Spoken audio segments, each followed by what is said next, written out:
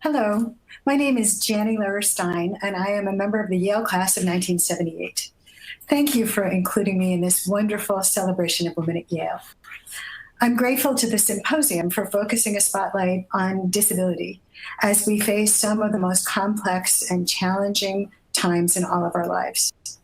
For me, these issues of challenge, disability, and Yale are intertwined and very personal. You see, I was a member of one of the early classes of women at Yale. For the class of 1978, integration was still very much a work in progress. We composed less than 30% of the student population and only 4% of the faculty. Naturally, this gave rise to some interesting challenges. And I remember one professor in particular who insisted on calling all of the female students Mr. in order to register his disapproval about our presence in his class. But I really never thought too much about any of that. Instead, I immersed myself in all that Yale had to offer and assumed that I would graduate equally empowered as my male counterparts. Like most students of that era, I went straight to graduate school from college. So by January of 1982, I felt I was pretty much launched in terms of my aspirations for career and family. I had married 6 months earlier, just passed the bar, and was working my dream job at a law firm in Washington, D.C. Then one morning, I woke up with an annoying eye infection. A trip to the doctor confirmed that, but then the doctor said the words that changed my life forever. He told me that my retinas showed signs of a degenerative condition, and I would go blind. Then he told me not to worry too much about that, because most people like me usually get hit by a bus before that actually happens. Well, almost 40 years have passed, and so far, I have managed to stay out of the way of that oncoming bus. But the diagnosis was correct. And so, in addition to the challenges that every woman of my generation faced in terms of balancing career and family, disability was now added to the mix. At about that time, the nation was awakening to what we now refer to as the final frontier of the civil rights movement in American history. All across the country, people with disabilities were taking up the battle cry of nothing about us without us, and pressing for equity in access, inclusion, and opportunities.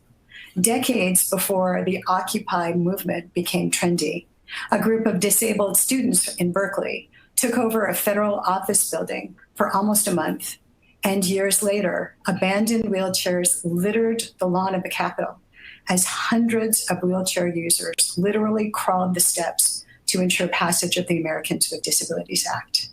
We celebrated the 30th anniversary of that act this last July, and now an entire generation of Americans have grown up within that law's protection. I immediately noticed similarities between the disability community and the environment that I was in at Yale. Like many Yaleys, disabled Americans are effective, they are impactful, they are talented, and they are eager to reach their full potential. So it was really not much of a surprise when my work as a disability advocate brought me full circle right back here to Yale. Yale was one of the first private universities to adopt digital inclusion, whether that relates to class materials or to vendor forms. Last year, Yale launched a program called Diversibility, which seeks to redress exclusion of all kinds, including discrimination based on disability.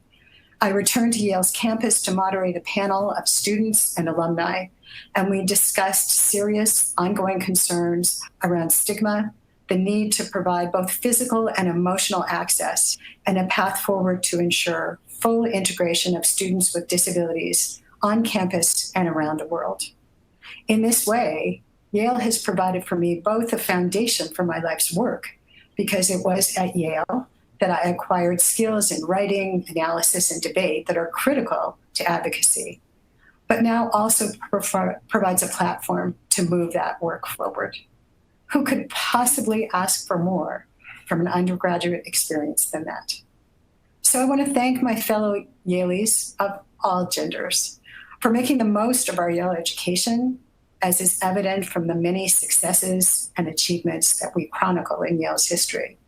But to my sisters, to every one of us who have shared the experience of being a woman at Yale, today we celebrate.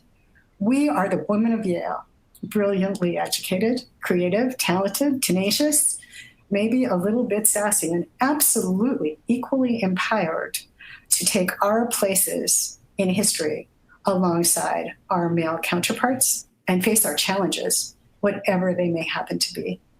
Thank you for allowing me the opportunity to share this perspective with you. And I hope that during the dialogue that we create in the next few days of this symposium, we will find many pathways forward to work towards access, equity, and integration for Yaleys on campus, for alumni, and for our communities.